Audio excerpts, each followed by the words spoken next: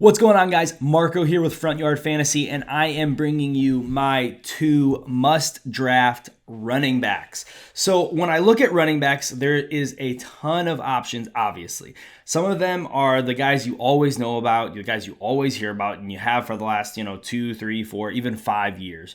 But the two guys I want to talk about are two guys who actually haven't even stepped onto an NFL football field in a regular season game yet.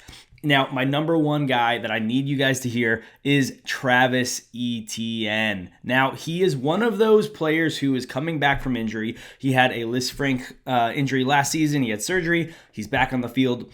We saw him in preseason action, and sure, there are still some concerns with Travis Etienne. His vision is one that we've got to figure out. We've got to see if he can develop that over the course of this season. But he is one of the fastest, most athletic running backs that was drafted in that class with Najee Harris, with Javonte Williams. He was one of the guys who I had as actually my RB2 in that class, ahead of Javonte Williams, behind Najee Harris. His production profile in college was elite, and he did one of the things that you really, really want to see out of a college player, and that is learn a skill, add a skill to his game. His first 2 seasons, he did almost nothing in the receiving game. His last 2 seasons, he eclipsed 1,000 receiving yards. And sure, some of them were dump offs, but he's actually a pretty decent route runner.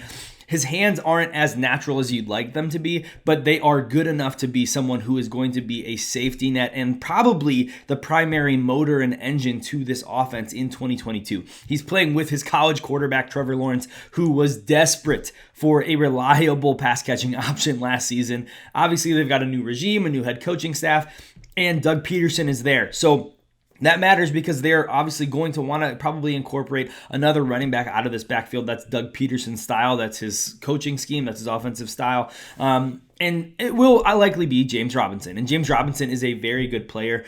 He's a very good runner. He's a pretty solid pass catcher as well. But he also tore his Achilles late last season. So that is something that he might be on the field week 1, but we're probably not going to see 100% of James Robinson most, if not all, of this season. Next season might be a different story, but that means that Travis Etienne is probably going to see a majority of the carries, a majority of the passing down work. I have got him right now as my running back 11 on the season for 2022.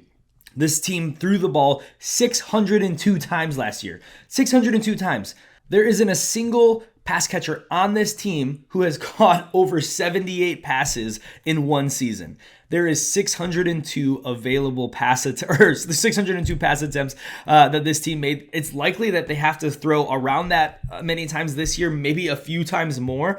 Travis Etienne is going to be incorporated into the passing game. He is a very fast, athletic player who is going to be involved in the running game. I've got him probably in a 65-35 split with James Robinson this season. Obviously, Snoop Conner will be involved to some degree until James Robinson is fully able to step onto the field. We don't know exactly when that will be. But Travis Etienne is one of those guys who, especially in PPR leagues, he is going to compete, if not land, as an RB1 for this season. Of course, there's not a ton of NFL tape to break down. There's not a ton of NFL stats to break down here. But when you look at the Jaguars offense, they are void of someone who demands targets, who demands opportunity, who demands to be manufactured touches, and Travis Etienne looks like he is probably the guy on this team to do that, especially with James Robinson recovering from this Achilles injury that he had last season.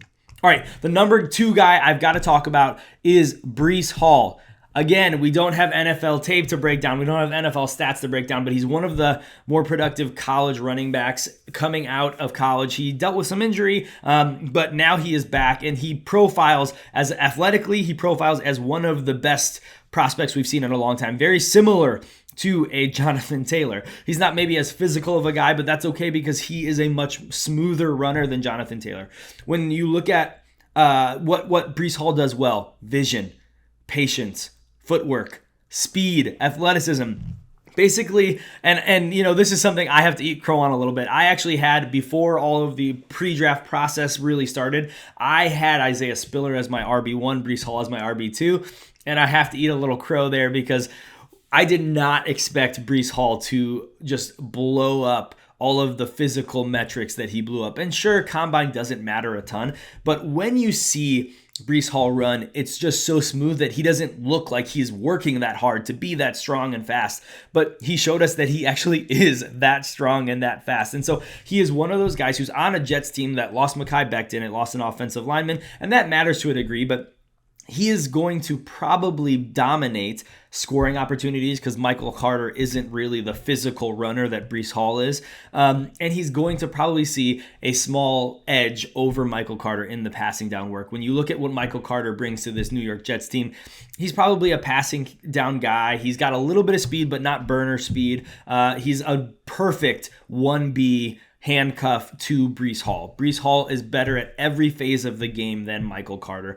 He is one of those guys who can come onto this team for the New York Jets, and no matter or regardless of what Zach Wilson does or Joe Flacco, whoever is the quarterback one for this team, regardless of them, he can succeed because of what he can do on the air or on the ground and through the air. He's going to be hyper involved. I've got him projected for 289 touches in 2022 with 10 touchdowns through the air and on the ground combined. So what you've got in a guy in Breece Hall is a guy who's going in the wide receiver 18 to 23 range, running back 18 to 23 range, and he is likely to be a top 15 back. I have him as my running back 10 in 2022. When you look at these high profile running backs that have come out over the last 3 to 5 years, we have one every year that sneaks into that RB1 conversation. And because of what he can do on the ground, but more specifically through the air for this New York Jets team that needs someone to rely on as their young pass catchers kind of get developed and get kind of set, Breece Hall looks like he is the guy that you are going to want on this team.